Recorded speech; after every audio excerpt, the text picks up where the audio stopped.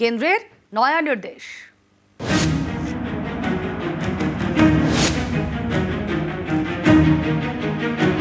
জাতীয় সঙ্গীত জনগণমনের মতো এবার বাধ্যতামূলক বন্দে মাতরম। দুটি নয়, বন্দে মাতরমের 6টি স্তবকই গাইতে হবে। বুধবার নির্দেশিকা জারি করেছে কেন্দ্রীয় সরকার। স্বরাষ্ট্র মন্ত্রকের নির্দেশ, বন্দে মাতরমের 6টি স্তবক গাইতে হবে অথবা বাজাতে হবে। 6টি স্তবক শেষ করতে হবে 190 সেকেন্ডে, অর্থাৎ 3 মিনিট 10 সেকেন্ডে। জাতীয় সঙ্গীতের মতো বন্দে মাতরমের ক্ষেত্রেও উঠে দাঁড়াতে হবে। আমাদের জাতীয় সঙ্গীত গাইতে বোধহয় সময় লাগে 52 সেকেন্ড বা 55 সেকেন্ড।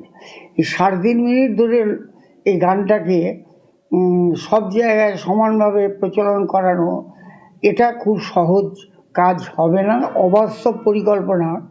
এটা কার্যকর করা মুশকিল। দেশের প্রতি শ্রদ্ধা জানাতে এখন যে অংশটি আছে সেই প্রথম দুটো স্তবকই যথেষ্ট। কেন্দ্রের নির্দেশিকায় বলে দেওয়া হয়েছে কোন কোন ক্ষেত্রে বন্দে মাতরম বাধ্যতামূলক। যেমন দেশবাসীর উদ্দেশ্যে রাষ্ট্রপতির ভাষণের আগে, কোনো অনুষ্ঠানে রাষ্ট্রপতির ঢোকা এবং বেরোনোর সময়, রাজ্যপাল অথবা উপরাজ্যপাল উপস্থিত এমন অনুষ্ঠানে, প্যারেডে জাতীয় পতাকা আনার সময়, প্যারেড ছাড়া কোনো সরকারি অনুষ্ঠানে জাতীয় পতাকা তোলার সময়, কোনো নাগরিক সম্মান বা পুরস্কার দেওয়ার সময়, স্কুলে ক্লাস শুরুর সময়।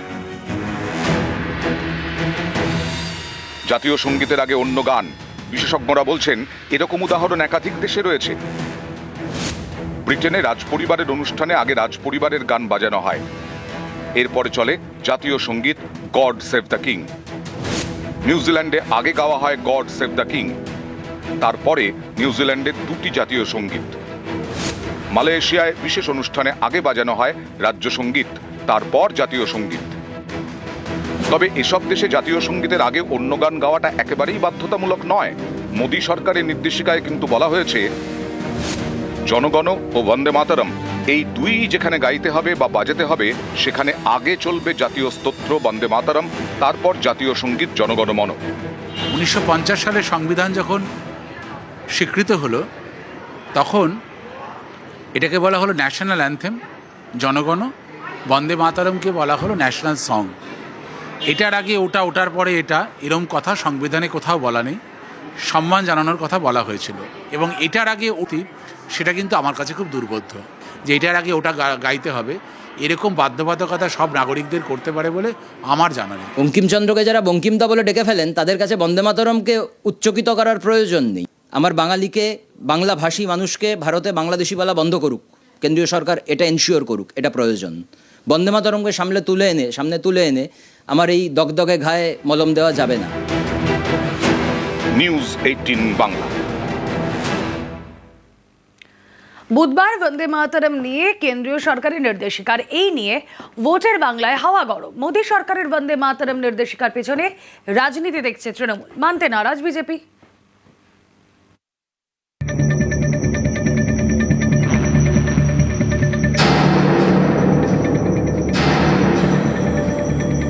বাঙালি আবেগ উস্কানোর চেষ্টা করা হয়, কেন বাঙালি সেন্টিমেন্ট, বঙ্কিমচন্দ্র, স্বাধীনতা সংগ্রাম, এইসব ইমোশনকে ভোটের স্বার্থে ব্যবহার করছে। যে মন্ত্রকে বুকে নিয়ে লোকে স্বাধীনতার জন্য লড়ে গেল, স্বাধীনতা সংগ্রামীরা হাসতে হাসতে এক হাতে গীতা, কণ্ঠে বন্দে মাতরম, ফাঁসির মঞ্চে প্রাণ দিলেন, সেই মন্ত্রকে বাজাবেন তো অন্যায় কি আছে? এতদিন তো প্রাণ নাকি কাঁদছিল, বাংলার জন্য কিছু হচ্ছে না, বাঙালিকে দেখা হচ্ছে না। বঙ্কিমচন্দ্র চট্টোপাধ্যায় বাঙালির গর্ব, আর তাঁর লেখা বন্দে মাতরম এক আবেগের গান, বিপ্লবের গান, দেশের স্বাধীনতার লড়াইয়ের মন্ত্র। সেই বন্দে মাতরম নিয়ে বুধবার নয়া নির্দেশিকা জারি করেছে কেন্দ্রীয় সরকার। স্বরাষ্ট্র মন্ত্রকের নির্দেশিকায় বলা হয়েছে বন্দে মাতরমের কটি স্তবক গাইতে হবে, কতক্ষণের মধ্যে গাইতে হবে, কখন গাইতে হবে। এও বলা হয়েছে জনগণ মন ও বন্দে মাতরম দুই যেখানে গাইতে হবে, সেখানে আগে গাইতে হবে জাতীয় স্তোত্র বন্দে মাতরম, তারপর জাতীয় সঙ্গীত জনগণ মন। ইন্ডিপেন্ডেন্সের অনেক আগে একটি কংগ্রেসের অধিবেশনে রবীন্দ্রনাথ ঠাকুর স্বয়ং সাজেশন দিয়েছিলেন যে শুধু প্রথম স্ট্যান্জাটা ন্যাশনাল সং হিসেবে বিবেচনা করা হোক। মোদীবাবু, অমিত শাহবাবু নিজেদেরকে ভাবে কি? রবীন্দ্রনাথ ঠাকুরের সাজেশনকে অস্বীকার করে ওরা ইতিহাসকে পরিবর্তন করার যে চেষ্টা করছে, তো ওরা কি বাজারে দিয়ে দেখছে মানুষ এটা খায় কি না? মানুষ এটা খাবে না। এটা ওয়েলকাম করছি, কার্যকর হওয়ার দাবি রাখছি, অনুরোধও করছি, এবং এটাও বলে রাখছি যে পশ্চিমবঙ্গে এই সরকার কার্যকর করবে না। বাঙালি আবেগ উস্কানোর চেষ্টা করা হয়, এখানেও বাঙালি সেন্টিমেন্ট, বঙ্কিমচন্দ্র, স্বাধীনতা সংগ্রাম, এইসব ইমোশনকে ভোটের স্বার্থে ব্যবহার করছে। ভোটের আগে প্রতি বছরই বাঙালি আবেগ উস্কানোর চেষ্টা করা হয়। গতবার 21-এর ভোটের আগে আমরা দেখেছিলাম জোব্বা আলখাল্লা পরে বড় দাড়ি লাগিয়ে গতবার রবীন্দ্রনাথ সাজতে। এবার বঙ্কিমের অস্ত্রে যারা শান দিতে চাইছেন তারা বঙ্কিমচন্দ্রের নামটাকে ভালো করে উচ্চারণ করুন। রবীন্দ্রনাথের গান বলে যখন বলেন তখন নিশ্চয়ই রবীন্দ্রনাথ মহোদয়ের গান বলে আমরা বলি না। কিন্তু এতদিন কোথায় ছিল? যিনি কিনা এখন দুর্গা মন্দির বানাচ্ছেন, যিনি কিনা এখন মহাকালের মন্দির বানাচ্ছেন, তারা কেন এতদিন বন্দে মাতরমের নিয়ে আন্দোলন করেননি? বন্দে মাতরমকে কলুষিত করা ছাড়া এরা আর কি করেছে? নিউজ 18 বাংলা। এবার কি খুব বেশি হলে 4 দফায় ভোট? মুখ্য নির্বাচনী আধিকারিকের সঙ্গে বৈঠকে ইঙ্গিত নির্বাচন কমিশনের শীর্ষ কর্তাদের। তারা চান এপ্রিলে ভোট করিয়ে এপ্রিলেই ফল ঘোষণা করতে।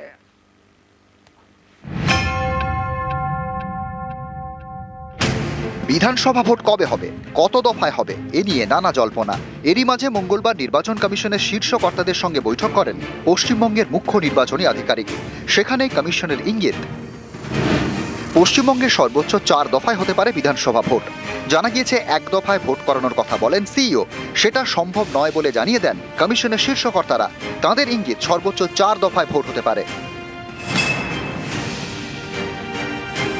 28শে ফেব্রুয়ারি চূড়ান্ত ভোটার তালিকা প্রকাশ করবে কমিশন। পরের দিন 1 মার্চ রাজ্যে আসার কথা নির্বাচন কমিশনের শীর্ষ অফিসারদের। সেদিনই ডিএম-এসপিদের সঙ্গে বৈঠক করার কথা। এবারের ভোটে একটি সর্বোচ্চ বুথে ভোটার 1800 থেকে কমিয়ে করা হয়েছে 1200, তাই বাড়বে বুথের সংখ্যা। প্রায় 80,000 থেকে বুথের সংখ্যা বেড়ে হতে পারে প্রায় 90,000। মার্চের শুরুতে দোল, তারপরে রাজ্যে আসার কথা কমিশনের ফুল বেঞ্চের।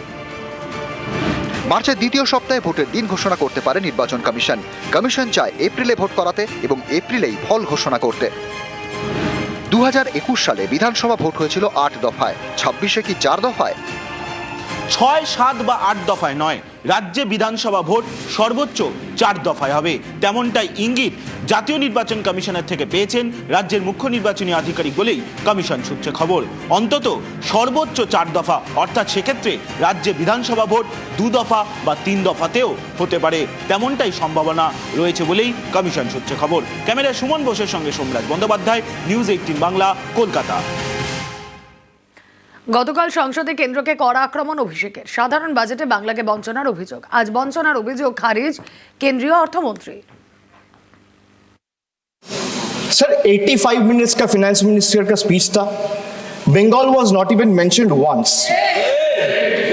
Even the freight corridor from Dankuni, referenced in this very budget, was originally announced by the then railway minister in 2009, which was Mamata Banerjee, who is now the chief minister of West Bengal. The constitution promises equality among states, but this government practices preference. Allies are funded while opponents are starved. So this is not a model of cooperative federalism. This is a model of subscription-based federalism. बोलते हैं waste Bengal budget में एक बार भी mention नहीं हुआ। Waste Bengal Purvodaya में एक बहुत ही इंपॉर्टेंट स्टेट में integrated east coast industrial corridor Durgapur में एक नोड रख करके आसनसोल दुर्गापुर बेल्ट को पोजीशन करती है और ईस्टर्न इंडियन इंडस्ट्रियल कॉरिडोर उससे बनेगा। दुर्गापुर उसका एंकर होगा। High speed rail north Bengal को पहुंच रही है। सिलीगुड़ी नॉर्थ में एक ट्रांसिट हब जैसे बनने वाले हैं, वो भी बंगाल में है। हम गुस्से में हर बार सुप्रीम कोर्ट तक जाएंगे, सेंट्रल गवर्नमेंट हमारे खिलाफ है और डांट खाएंगे उधर, मगर एक्सेप्ट नहीं करोगे। सेंटर आपको हेल्प कर रहा है, हम सब हाथ में दे, फिर भी केंद्र सरकार के ऊपर डांट पड़ते होना चाहिए। ये शर्मनाक कॉन्डक्ट मुझे लगता है। बार बार केंद्र सरकार के ऊपर फेडरलिज्म का लेक्चर देने वाले बंगाल, आइए सामने आइए, इसमें प्रपोज करिए, ले लीजिए।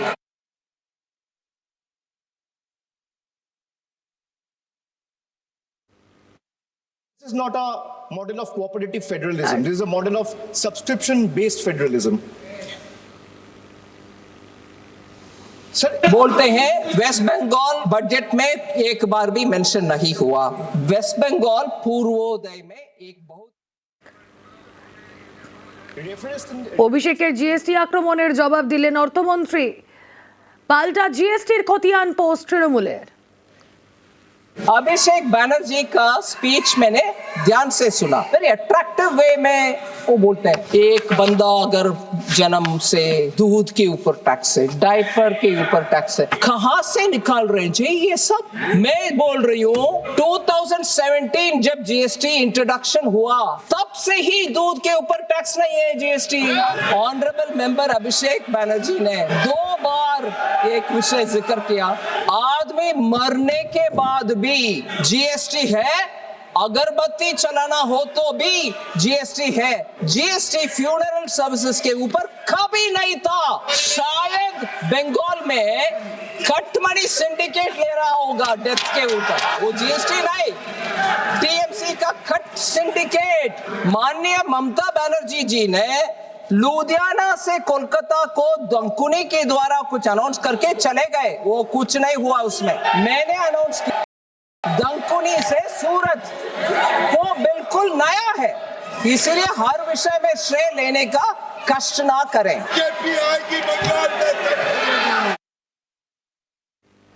অপরাজিতা বিল আটকে রাখা নিয়ে সংসদের সরব অভিষেকে। তৃণমূলকে পাল্টা কটাক্ষ Nirmala সীতারামনের। sir, if I speak of women, more than 86 women are raped every day in this country. A number that reflects systematic collapse, not isolated crime. Sir, Bengal exercised its constitutional authority and passed the Aparajita bill, a stringent anti-rape law providing the strongest deterrence against crime against women. So the bill was duly sent to the union through the governor about 18 to 19 months ago. For a year and a half, it has remained pending without any decision. I come from an India which launched Beti Bachao, Beti Padhao, and I come from another India where every 16 minutes a rape or a crime against women is being reported. अक्टूबर 2025 में MBBS student Odisha से जो बंगाल में पढ़ रही थी दुर्गापुर में, उनका gang rape हुआ। 2025 में महिला होते हुए भी माननीय चीफ मिनिस्टर बोल रहे हैं अगर महिला गर्ल हो, स्पेशली गर्ल चाइल्ड, रात्रि के समय बाहर नहीं आना। आपके लॉ एंड ऑर्डर को इंप्रूव नहीं कर रहे हो, मगर महिला के ऊपर दोष डालते जा रहे हो। महिला के सुरक्षा के विषय में अभिषेक बनर्जी जी बता रहे हम हमारे स्टेट से कानून बनाया, हमें क्लियरेंस नहीं मिल रहा। स्टेट का हालत ये है और कानून क्लियर नहीं हो रहा, कानून से सब कुछ हो जाएगा। कालीगंज में जून 2025 में बॉम्ब ब्लास्ट में एक बच्ची मारा गया। मेदिनीपुर में टीएमसी लीडर का अरेस्ट हुआ बॉम्ब के वजह से। बंगाल में बॉम्ब चलता है, कानून नहीं चलता। एनसीआरबी का डेटा कन्विक्शन रेट क्राइम का 36 स्टेट्स का लिस्ट में 35th रैंक में है बंगाल, और हमारे ऊपर शिकायत। আর এদিকে দেখুন, জন্মের আগে জন্মের শংসাপত্র, এসআইআর এর নথিতে ভুয়ো জন্ম শংসাপত্র, নথি যাচাইয়ে কমিশনের নজরে জাল নথি, সিইও দপ্তরের নজরে বরানগরের ঘটনা, ইআরওকে ফের নথি যাচাইয়ের নির্দেশ কমিশনের। কথা বলবো, প্রতিনিধি সোমরাজ বন্দ্যোপাধ্যায় রয়েছেন সঙ্গে। সোমরাজ, হ্যাঁ দেখো, এসআইআর এর যে ভেরিফিকেশন প্রক্রিয়া চলছে ডকুমেন্ট আপলোডের পর, সেখানেই দেখা যাচ্ছে যে জন্মের ভুয়ো শংসাপত্র, অর্থাৎ জন্মের আগেই জন্মের শংসাপত্র তৈরি হয়ে গেছে। ইআরওর তরফে সেই ডকুমেন্ট আপলোডও করা হয়েছে। যখন ইলেকটোরাল রোল অবজারভাররা ভেরিফিকেশন প্রক্রিয়া শুরু করেছে। বিভিন্ন ডকুমেন্ট যা ইআরওরা আপলোড করেছে সেখানেই ধরা পড়েছে উত্তর চব্বিশ পরগনার বরানগরের বিধানসভার অধীনেই এরকম একটি শংসাপত্র, যেখানে দেখা যাচ্ছে জন্মের আগেই জন্মের শংসাপত্র তৈরি করে দেওয়া হয়েছে। নির্বাচন কমিশনের তরফে ফের ইআরওকে নির্দেশ দেওয়া হয়েছে এই ডকুমেন্ট, যে ডকুমেন্টে আপলোড করা হয়েছে অর্থাৎ ভুয়ো শংসাপত্র যাকে বলা হচ্ছে, সেটি ফের যাচাই করতে এবং জেলা শাসককেও গোটা ঘটনার তদন্ত করতে বলেছে বলে কমিশন সূত্রে খবর। ওকে,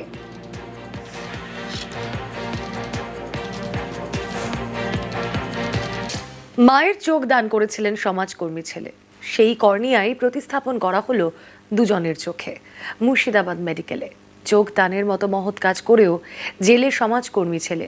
কৃষ্ণনগর পুলিশের ভূমিকা নিয়ে প্রশ্ন তুলছেন অনেকেই।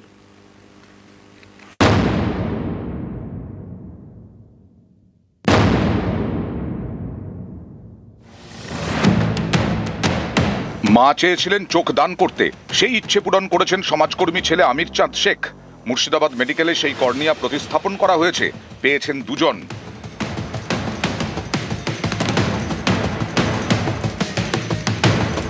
সোশ্যাল মিডিয়ায় পোস্ট করে আমির চাঁদের পরিবারকে কুর্নিশ জানানো হয়েছে।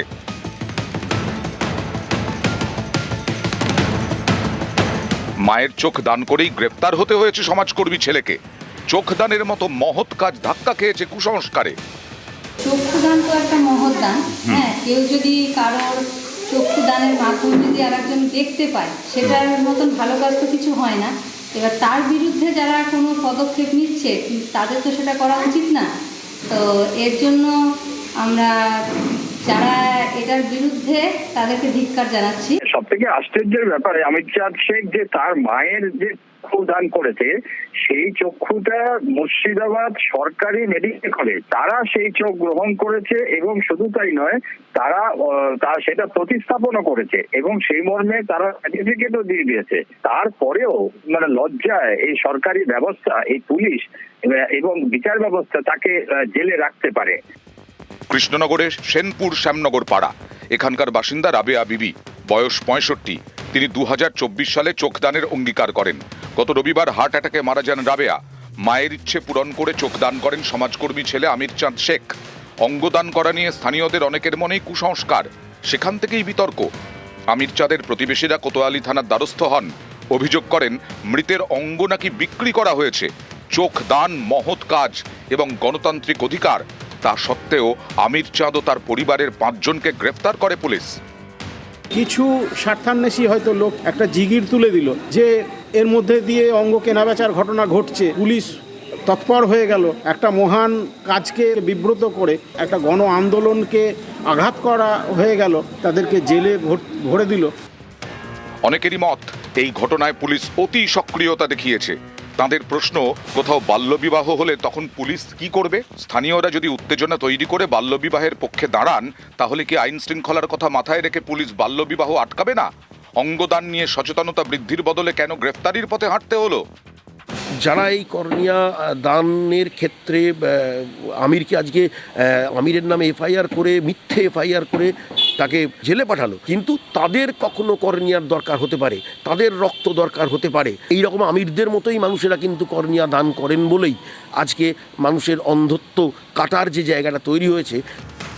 মৃতের ছেলে সহ 5 জনকে অবিলম্বে মুক্তি দিতে হবে, এই দাবিতে সরব বিভিন্ন স্বেচ্ছাসেবী সংগঠন। বুধবার কলেজ স্ট্রিটে পথে নামে এপিডিআর।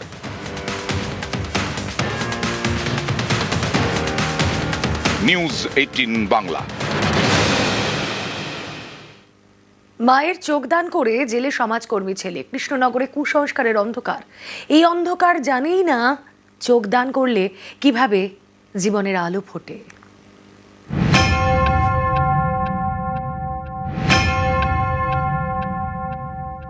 আমি ছোটবেলা থেকে দেখতে পেতাম না এবং আমার চিকিৎসা চলছিল।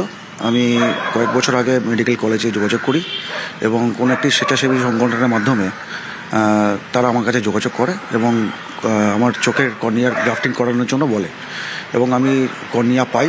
আমি মনে করব যে কর্নিয়া দান করা খুবই একটা মহৎ কাজ এবং আমার মতো যারা আছেন তারা প্রত্যেকে আবার নতুন করে দৃষ্টিশক্তি ফিরে পাবে। চোখের আলোয় দেখা, চোখ ফোটে, জীবনে আলো ফোটে। চোখ না থাকলে সামনে সবকিছু অন্ধকার। যেমনটা ছিল এই ব্যক্তির, একসময় ছিলেন দৃষ্টিহীন, এখন দু চোখ ভরে দেখেন। কারণ কেউ একজন চোখ দান করেছিলেন, সেই কর্নিয়া তিনি পেয়েছেন। অন্যের চোখ তার চোখ খুলে দিয়েছে, তার জীবন পাল্টে দিয়েছে। অন্ধকার জীবনে ফুটেছে আলো। এই ব্যক্তি হয়তো সবচেয়ে ভালো বোঝেন চোখ দান কতটা মহৎ কাজ। আমি ছোটবেলা থেকে দেখতে পেতাম না এবং আমার চিকিৎসা চলছিল।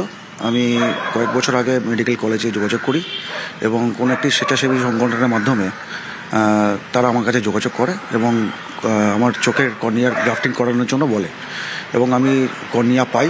আমি মনে করব যে কর্নিয়া দান করা খুবই একটা মহৎ কাজ এবং আমার মতো যারা আছেন তারা প্রত্যেকে আবার নতুন করে দৃষ্টিশক্তি ফিরে পাবে।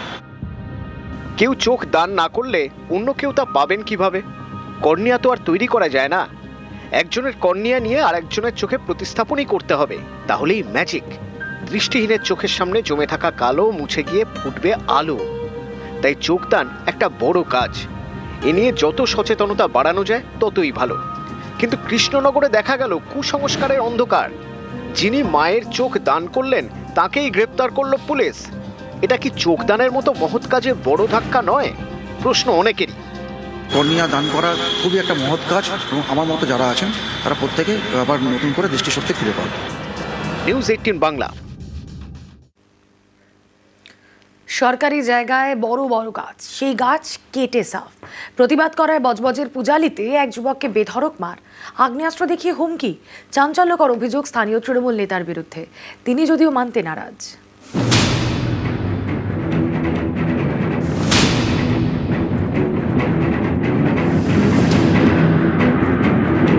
দক্ষিণ 24 পরগনার বজবজের পূজালিতে সবুজ ধ্বংস। সরকারি জমি থেকে কেটে ফেলা হয়েছে বড় বড় গাছ। প্রতিবাদ করেছিলেন এলাকারই বাসিন্দা শেখ আসলাম। অভিযোগ, এজন্য তাকে বেধড়ক মারধর করা হয়। পূজালি এলাকার গা ঘেঁষে বয়ে গিয়েছে গঙ্গা। এই নদীর পাশেই সেচ দপ্তরের জমি, যেখানে ছিল বড় বড় গাছ, সেই সব গাছ কেটে ফেলা হয়েছে। এ নিয়ে বন দপ্তরে অভিযোগ জানান এলাকারই বাসিন্দা শেখ আসলাম। মঙ্গলবার ঘটনাস্থলে পৌঁছয় বন দপ্তরের টিম। অভিযোগ, সেই সময় আসলামকে মারধর করেন এলাকার তৃণমূল নেতা মাহফুজুর রহমান। কেন বন দপ্তরকে খবর দিয়েছেন তার কারণ জানতে চান। আগ্নেয়াস্ত্র দেখিয়ে হুমকিও দেওয়া হয়। রেহাই পাননি তার বন্ধুও। এরপরেই পূজালি থানার দ্বারস্থ হন আসলাম। সরকারি জায়গায় সরকারি গাছ কাটা হচ্ছিল, ফরেস্ট ডিপার্টমেন্টে কমপ্লেন করেছিলাম আমরা। সেই কমপ্লেন করার ভিত্তিতে আজকে ইন্সপেকশন এসেছিল, সেই জন্য আমাদেরকে এসে মারধর করা হলো আর্মস নিয়ে। প্রাণে বাঁচার জন্য আমরা থানার দিকে রওনা হই, থানায় ছুটে যাই।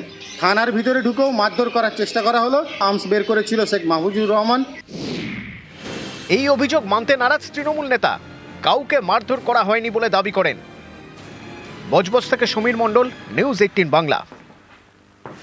ঘাটালের খড়ার পুরসভায় কাউন্সিলরের মাতলামি। স্ত্রীকে নিয়ে পুরসভার অফিসে ঢুকে চিৎকার চেঁচামেচি, নিয়ম মেনে চলছে না বলে পুরসভার বিরুদ্ধে অভিযোগ। চেয়ারম্যানকে জানিয়েও কাজ হচ্ছে না বলে দাবি কাউন্সিলরের। 8 নম্বর ওয়ার্ডের কাউন্সিলর ফাল্গুনী মিশ্রের বিরুদ্ধে আগেও পুরসভায় মাতলামির অভিযোগ চেয়ারম্যান।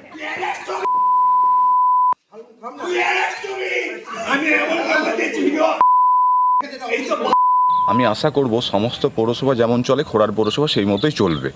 প্রতি মাসে একটা করে বোর্ড মিটিং হবে, কাউন্সিলররা জানতে পারবে তার এলাকার কি কাজ হচ্ছে, মানুষের কোথায় প্রবলেম আছে, ক্ষোভ আছে, এগুলো তো জানা উচিত। 2022 থেকে আজকে 2026 সাল চলছে, 10টা বোর্ড মিটিং হয়নি। সবথেকে বিষয় আমার উপর চড়া হয়েছিল এই একটাই কারণ, এই পৌরসভার বেশ কিছু দুর্নীতি আছে, যে দুর্নীতিগুলো আমি জানতে পেরে যাই। এই ডকুমেন্ট পেয়ে যাওয়ার জন্য আমার উপর চড়া হয়ে কালকে আমার উপর মারধরও করেছে। সবথেকে বড় বিষয়, এমন ডকুমেন্ট আছে আমার কাছে, চেয়ারম্যান সাহেব অ্যারেস্ট হতে পারেন আমি যদি কোর্টে সেটা সাবমিট করি।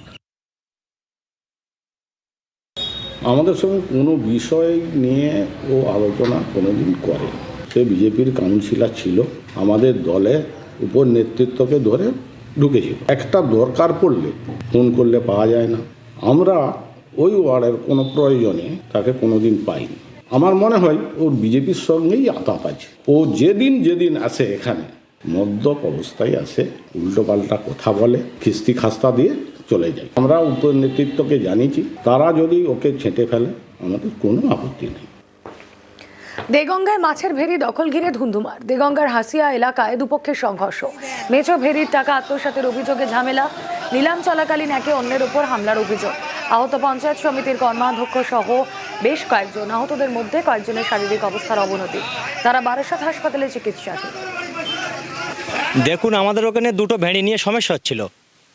আমি একটা ভেড়ি করি, মেম্বারের বাপ একটা ভেড়ি করে, দুটো ভেড়িরই আমি আমলনামা করি। কিন্তু এমএলএ সাহেব বললে যে একটা ভেড়ি অকশন হবে, মেম্বারের ভেড়িটা অকশন হবে না, মেম্বারের বাবার ভেড়ি। অকশানে আমি নিয়েছি বলে মেম্বারের লোকজনদের রাগ, ফাঁকায় এসছি। আমরা বললাম যে পাশের ভেড়িগুলো একই দাম দিতে হবে, বললেই ওরা মারধর করে। 8,000 টাকার ঘেরি ওটা 24,000 টাকা পর্যন্ত অকশানে বিলি হয়। হওয়ার পরে সমস্ত কিছু অকশন হওয়ার পরে যখন সবাই মিলেমিশে আমরা ভোট থেকে নেমে আসি, ইগনেস পার্টি প্রায় আমার যে ছেলেটা ছিল গ্রামের একটা বাসিন্দা নেমে এসছে, বলছে তুই 8,000 টাকা জলকার 24,000 টাকা করে দিলি কেন? তখন বাদ দিয়ে চড়া হয়ে রবিউলের ভাই ওকে মারে, খুব মারধর করে। তখন আমার ছেলেপিলে ওকে উদ্ধার করে কোনো মতে বাঁচিয়ে নিয়ে যায়। কালনায় কোন্দলে মারপিট, দেখুন সেই ছবি। বসার জায়গা নিয়ে দুপক্ষের মধ্যে এভাবেই বচসা হাতাহাতি, ধুন্ধুমার কাণ্ড। বিজেপির দুই গোষ্ঠীর কোন্দল বলে অভিযোগ। পরিস্থিতি নিয়ন্ত্রণে পুলিশের হস্তক্ষেপ।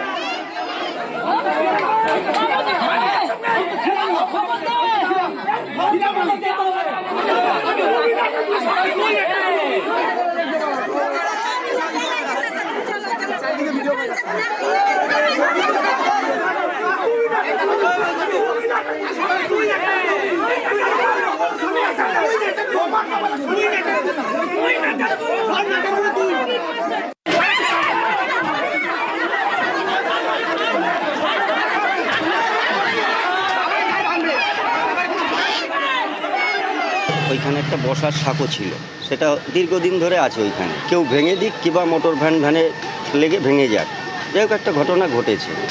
ওইখানে তো উভয় পক্ষের ছেলেরাই বসতো, ওরা প্লেয়ারটা যে বসতো যেখানটা ওইটা আবার করতে গিয়েছিল। তখন এই পক্ষ থেকে বাধা দেয়, দিয়ে উভয় একটা গণ্ডগোলের সৃষ্টি হয়। আমার আয়ত্তের বাইরে চলে যাওয়ায় তখন আমি প্রশাসনকে ডেকে আনি। এলাকার ঘটনা, সেইখানে দাঁড়িয়ে এলাকার সমস্ত লোকই তো হচ্ছে গিয়ে সদস্য, সে তো আর কোনো পক্ষ দেখবে না। যেটা হচ্ছে ওদের যেটা বক্তব্য, তাতে এদের একটা গ্রুপকে বসিয়ে দেওয়ার জন্য আর একটা গ্রুপ চেষ্টা। বিজেপি একই দলের, ওদের বক্তব্য অনুযায়ী সদস্যর একটা গ্রুপ রয়েছে আর সদস্যর বাইরে আর একটা গ্রুপ রয়েছে, তাদেরকে গুরুত্ব দেওয়া হয় না। গুরুত্ব না দেওয়ার ফলে এই অশান্তি। তৃণমূল কংগ্রেসের ওইখানে কোনো কর্মী ওর মধ্যে লিপ্ত নয় এবং ওই অশান্তি কোনো প্রভাবিতও করেনি। যেটা হয়েছে ওদের নিজেদের মধ্যে অশান্তিটা হয়েছে।